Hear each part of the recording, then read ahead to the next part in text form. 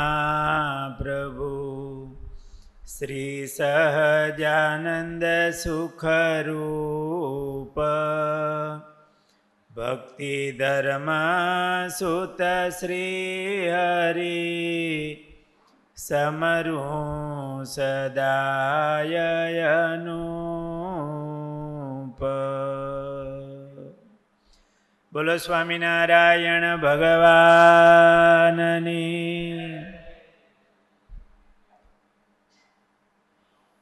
વાલા ભક્તજનો, જય સ્વામિનારાયણ.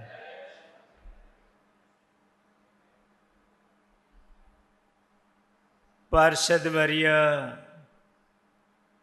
ગુમાનજી ભગત સંવત 1866 શ્રીજી મહારાજે ડભાણમાં યજ્ઞ કર્યો. ત્યારે એમણે રાજપાટ, કુટુંબ પરિવાર સર્વસ્વનો ત્યાગ કરી અને મહારાજની સેવામાં પાર્ષદ થઈને રહ્યા. એમના કુટુંબીજનોની ભાવના પૂરી કરવા મહારાજ 1870 કૌકા પધાર્યા. એમની ઈચ્છા હતી ગુમાનજી ભેળા આવે. મહારાજ સંતોના મંડળ સાથે ગુમાનજી પાર્ષદ પણ ભેળા હતા અને 2 દિવસ મહારાજ કૌકા ગામમાં રોકાયા. મહારાજ જે લીમડા નીચે ઉતારો કર્યો હતો એના થડે પાટ રાખી હોય, મહારાજ ટેકો દઈને બેઠા હોય તો કયો હોય, પણ આમ લીમડાને થડે એની છાયામાં એ પ્રસાદીભૂત લીંબ વૃક્ષ આજે પણ છે. તેમના પરિવારમાં આજે પણ સત્સંગ છે અને આ લીંબ વૃક્ષ એની માલિકીમાં છે. ત્યારે પાદરમાં હશે પણ અત્યારે એમની માલિકીમાં છે. અલૈયાજી, જીવાજી એ ગામના ભક્તોના નામ એવા હતા, બધા ક્ષત્રિય ભક્તોના. એમના પરિવારના જેઠીભાઈ, ઘનશ્યામભાઈ વગેરે ભક્તો પણ છે, સારો સત્સંગ રાખે છે. આ ગુમાનજી પાર્ષદ એમના સદ્ગુણો, એમની ભક્તિ ભાવના એ સદ્ગુરુ પ્રેમાનંદ સ્વામીએ લખી છે. પ્રેમાનંદ સ્વામી મહારાજના કેવા વહાલા સંત. પ્રેમાનંદ સ્વામીએ એમના ગુણોનું વર્ણન કરતા એવું લખ્યું: પુનિ પદાતિ ભગુજી ત્યાગી, રતન મિયારું ભીમ બળ ભાગી. પુનિ ગુમાનજી દેવા વીરા, અજૈયા આદિ કરણ ધીરા. પ્રેમાનંદ સ્વામીએ એવું લખ્યું, આ ભગુજી, રતનજી, મિયાજી, ભીમભાઈ, આ બધા ભક્તોના જીવન આપણે કીધા. ગુમાનજી, દેવાજી, વીરાજી એ બધા મહારાજના પાર્ષદો. અજૈયા એટલે અજય, કોઈ જીતી ન શકે એવા, એમ સુરવીર અને અજય અને પાછા રણધીરા, એકદમ ધીરજવાન. સુરવીરતા અને સામર્થ્ય હોવા છતાંય પાછી ધીરજ રાખવી એ કઠણ હો. આપણામાં કાંઈ ન હોય તો ધીરજ રાખીને બીજું શું કરી, કોઈ લાફો મારે તો હાથ જોડવાના. પણ આવા અજય, સુરવીર, સામર્થ્યવાળા છતાંય ધીરજ રાખતા. એ કઠણ હોય. મહારાજે વેદરસમાં એવું લખ્યું. વેદરસ નામ સાંભળ્યું છે? મહારાજે પરમહંસોને ઉપદેશ આપ્યો છે. એને વેદરસ કહેવાય. આપણા ગુરુકુલ તરફથી એ પુસ્તક બહાર પડેલું છે. ત્યાગી સંતોએ ખાસ વાંચવા જેવું છે. એ વેદરસમાં એવું કહ્યું કે અઢળક સંપત્તિ હોય છતાંય સૌને નમતો રહે તેને ધન્યવાદ છે. કેટલી સંપત્તિ હોય? અઢળક સંપત્તિ હોય છતાંય સૌને નમતો રહે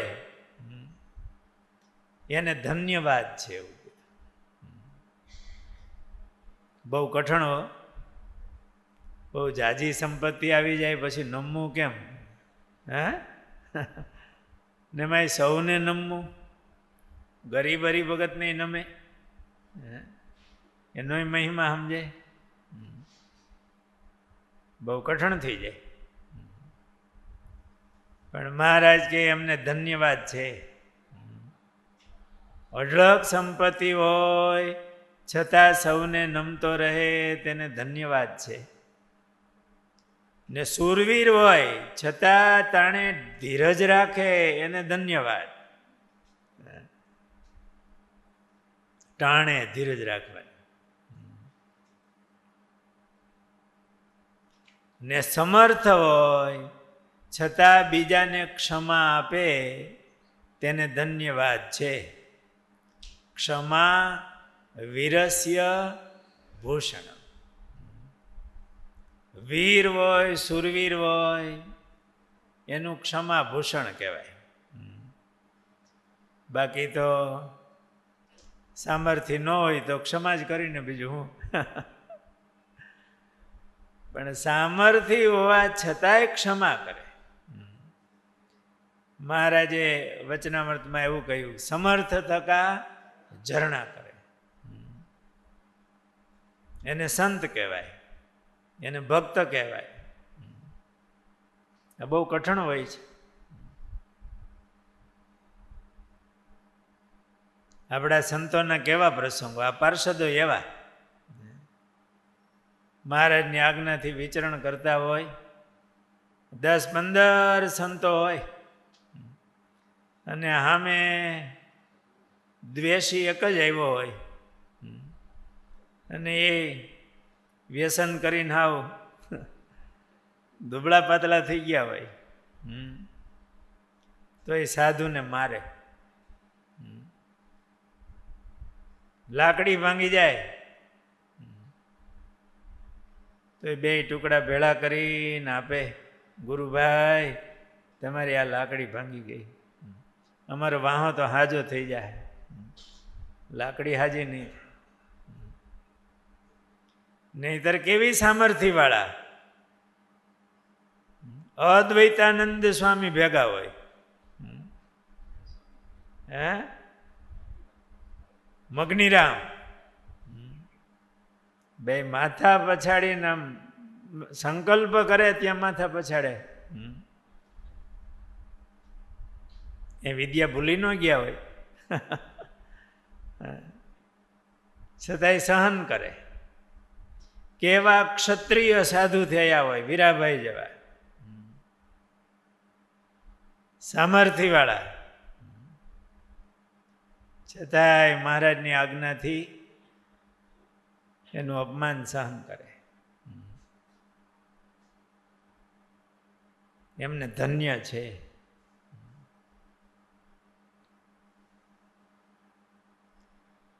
એટલે એવું લખ્યું કે આ પાર્ષદી ગુમાનજીભાઈ વગેરે પાર્ષદો અજય હતા, કોઈ જીતી ન શકે, છતાંય ધીરજવાળા. મહારાજની મરજી શું છે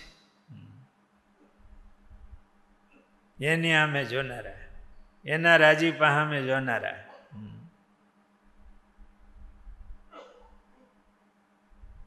ગુરુદેવ શાસ્ત્રીજી મહારાજની ઘણી વાતો છે.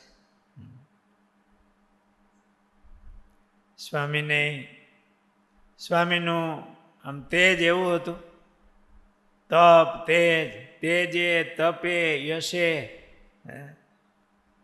પૂરા. ભક્ત ચિંતામણીના બીજા પ્રકરણમાં જે સંતોના ગુણ આવે એ બધા ગુણો સ્વામીના જીવનમાં દેખાય. છતાંય ક્યારેય કોઈક દ્વેષી લોકોના ચડાવ્યા નાના હોય, સ્વામી કે મહારાજમાં ઊભા હોય આરતી સ્તુતિમાં, ગુરુકુળ થયા પહેલાની વાતો છે, તો બાજુમાં આમ ચીણોટીઓ ભરીને પાછો ઉભા રહી જાય. એવા અમુક બહુ શું કહેવાય એને, આવ તુચ્છ વૃત્તિવાળા, હલકા વિચારવાળા,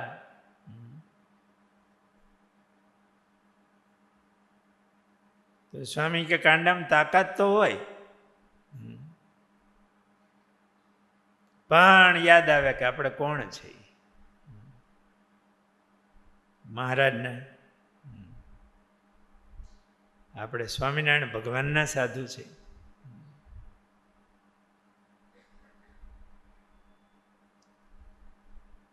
સમર્થ હોય છતાંય ક્ષમા આપે તેને ધન્યવાદ છે.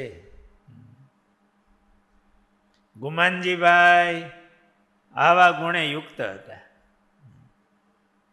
અજય હતા, પાર્ષદો છતાંય ધીરજવાન હતા.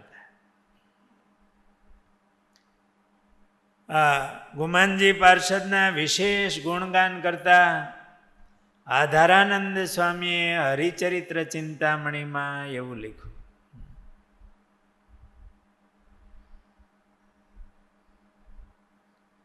ક્ષત્રિય હરિજન કિતને જો સરસ સરસ ઈ રહેવું, જમીદાર રહેવું કિતને હરિ હજૂર રહે તેવું, હકાભાઈ અરુ રતનજી ગુમાનજી કર જેવું, હમીરજી જોરાભાઈ કર નથુજી કરજો તેવું.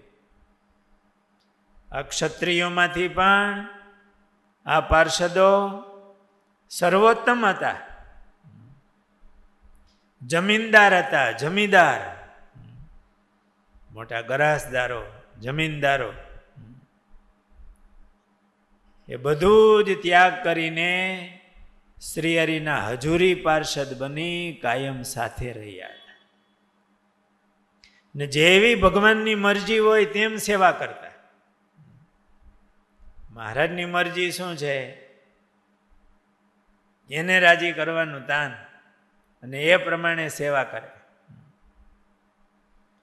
આ ગુમાનજીભાઈ ક્ષત્રિય અને ગરાસદાર હતા, છતાંય સરળ અને નિર્માની બની કાયમ મહારાજની નાની એવી સેવા પણ કરતા, શ્રદ્ધાથી કરતા. મહારાજને દાતણ લાવી આપવા રૂપ સેવા કરતા. પોતાના જ ગ્રંથમાં ગુમાનજી ભગત સાધુ થયા, વાસુદેવ ચરણદાસ સ્વામી એમણે ગ્રંથ બનાવ્યો, એમાં લખ્યું, રતનજી ત્યાગ વૈરાગ્ય તેવા, કરી અહોની શહરીની સેવા, ગુમાનજી ગુણે ઘણા સારા, લાવે દાતણ પ્રભુ રાખી પ્યારા. હવે આવા મોટા ગરાસદાર અને એ પાર્ષદ થયા હોય, મહારાજના હજુરી પાર્ષદ, છતાંય નિર્માની કહેવાય કે મહારાજને દાતણ લાવવાની સેવા કરે. એવી તો જરાક આમ કહી દે તો કેટલાય કરી નાખે ને. દાંતણ લાવનારા કેટલા હોય ને, પોતે દાંતણ કાપવા જાય અને મહારાજ માટે દાંતણ લાવે ને સેવા કરે. લાવે દાતણ પ્રભુ રાખી પ્યારા. આવા નિર્માની સેવક મહારાજના આ ગુમાનજી ભગત હતા. એમના સદગુણો, એમની ભાવના, એમનું શ્રવણ કરી અને આપણા જીવનમાં આવા ગુણો આવે, આવો નિર્માની ભાવ આવે, મહારાજની મરજી જાણીને આમ સેવા કરવાની ભાવના થાય. અત્યારે મોટા સંતો હોય, તમે ગ્રસ્ત છો તો છોકરા હોય તો એના મા બાપ વડીલો એના પ્રત્યે એવો ભાવ રહે તો રાજીપો થાય. આ કથામાંથી, આ જીવનમાંથી આ ગુણો એ શીખવા જેવા છે. સહજાનંદ સ્વામી મહારાજની જય.